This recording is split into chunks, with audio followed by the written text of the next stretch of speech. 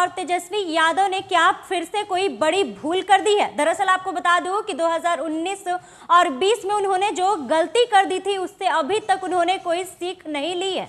विकासशील इंसान पार्टी यानी वीआईपी पार्टी चलाने वाले मुकेश सहनी पिछले 3 महीने से बिहार के किसी गठबंधन में अपने लिए जगह तलाशने के जुगाड़ में लगे थे। पिछले 18 मार्च को जब तक बीजेपी ने बिहार में अपनी सहयोगी पार्टियों के साथ सीट शेयरिंग का ऐलान नहीं किया, तब तक मुकेश सहनी ये आस लगाए थे कि भाजपा उन्हें जगह जरूर देगी, लेकिन भाजपा ने भाव नहीं दिया और आज आखिरकार तेजस्वी यादव ने वीआईपी पार्टी को 3 सीटें देकर बिहार के महागठबंधन का हिस्सा बना लिया। वहीं तेजस्वी यादव ने ऐलान किया कि महागठबंधन में हुए सीट शेयरिंग में राजद को 26 सीटें मिली है, उनमें से तो सीट वे वीआईपी को दे रहे हैं।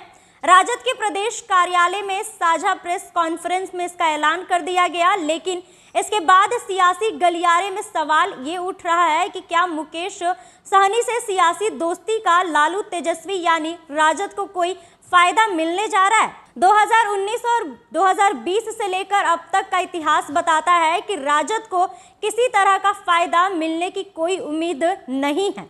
मुकेश सहनी को अपने साथ जोड़ने से राजद को कितना नफा नुकसान होता है, इसके लिए 2019 के लोकसभा चुनाव का घटनाक्रम देखना जरूरी हो जाता है।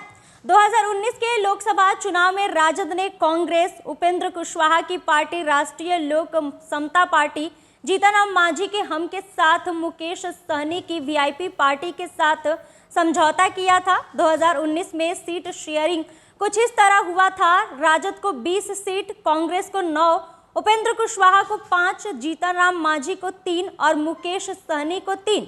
राजद ने मुकेश सहनी की पार्टी को मुजफ्फरपुर, मधुबनी और खगड़िया सीट दिया था। 2019 के लोकसभा चुनाव की एक दिलचस्प बात रही, बिहार की 40 सीटों में से 39 सीट महागठबंधन हार गई थी, लेकिन सिर्फ एक सीट ऐसी थी जहां महागठबंधन के उम्मीदवार का जमानत भी जब्त हो गया था।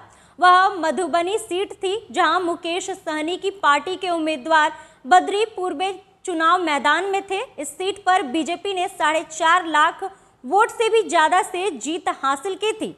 मला वोट बैंक की राजनीति करने वाले मुकेश सहनी ने 2019 में महागठबंधन के साथ मलाहों की राजधानी माने जाने वाले मुजफ्फरपुर से भी अपना उम्मीदवार खड़ा किया था। मुजफ्फरपुर सीट पर वीआईपी पार्टी का उम्मीदवार करीब 4,10,000 वोट से चुनाव हारा था।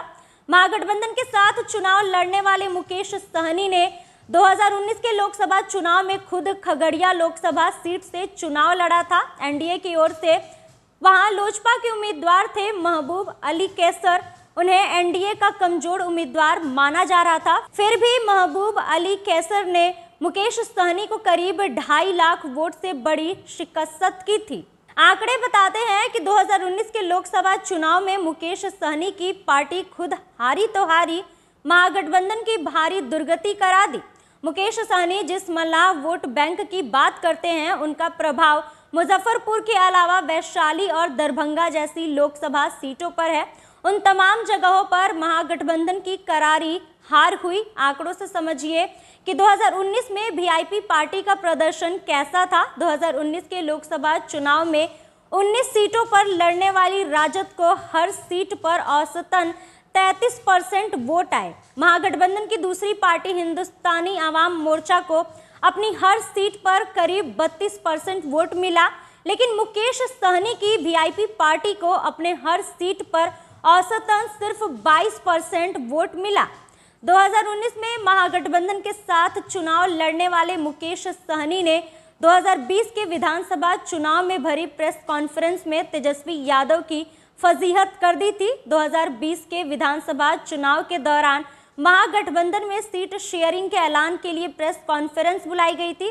उसी प्रेस कॉन्फ्रेंस में मुकेश सहनी ने तेजस्वी यादव पर पीठ में खंजर घोंपने का आरोप लगा दिया। मुकेश सहनी ने कहा कि वे डिप्टी सीएम पद के दावेदार हैं। महागठबंधन से नाता तोड़ने के बाद मुकेश सहनी बीजेपी के पास पहुंच गए। बीजेपी 2020 में चिराग पासवान के एनडीए से बाहर जाने के बाद नया पार्टनर तलाश रही थी। बीजेपी ने 11 विधानसभा सीट देकर मुकेश सहनी की पार्टी को एनडीए का हिस्सा बना लिया। 2020 के चुनाव की सबसे दिलचस्प बात ये रही कि खुद मुकेश सहनी चुनाव हार गए।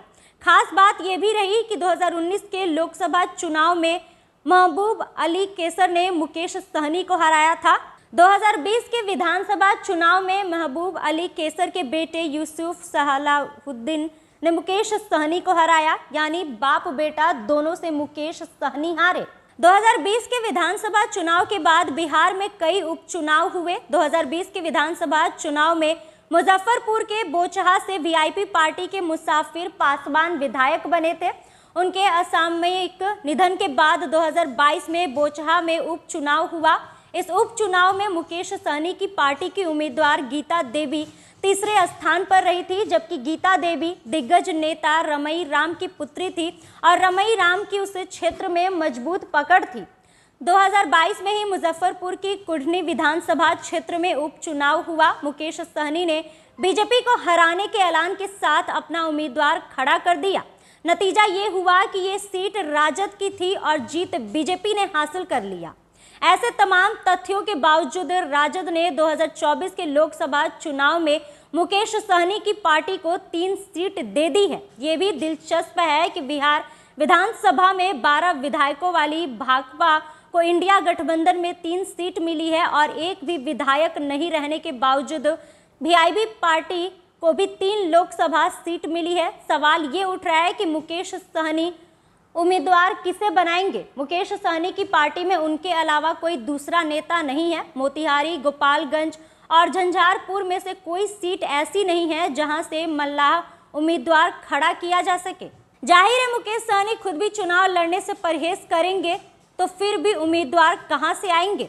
2019 में उम्मीदवार चुनने का मुकेश सहनी का फॉर्मूला काफी चर्चा में रहा था। क्या उसी फॉर्मूले के तहत इस बार भी उम्मीदवार बनाए जाएंगे। वैसे चर्चा ये भी है कि राजद ने कहा है कि मोतिहारी और गोपालगंज में वह अपना उम्मीदवार देगी, यानी सिंबल वीआईपी पार्टी का होगा, लेकिन उम्मीदवार राजद का होगा। कुल मिलाकर कहे तो आंकड़े और तथ्य बता रहे हैं कि मुकेश सहनी को साथ लाकर तेजस्वी यादव को कोई बड़ा फायदा होने के आसार कम है।